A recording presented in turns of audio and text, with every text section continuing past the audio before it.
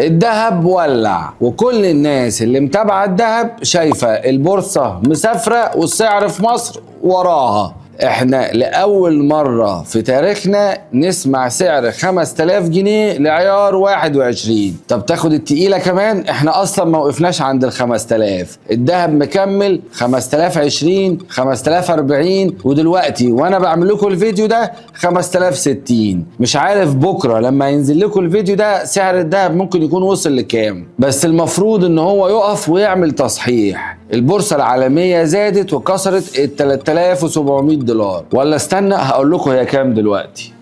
زايدة النهاردة بس 60 دولار.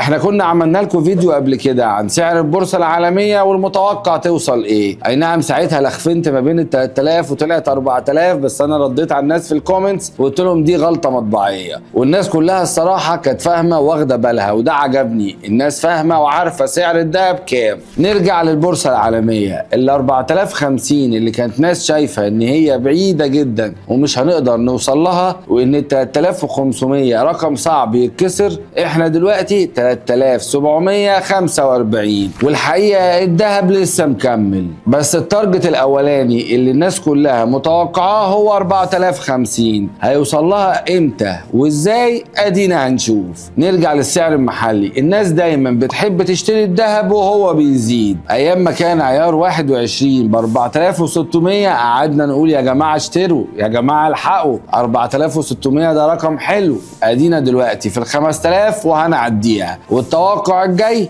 هو ال 6000. تفتكروا بقى الذهب هيوصل 6000 جنيه السنة دي ولا هيستنى السنة الجاية؟ بس كده، مستني اجاباتكم في الكومنتس. كان معاكم دكتور ياسر الطويل، وده الجواهرجي.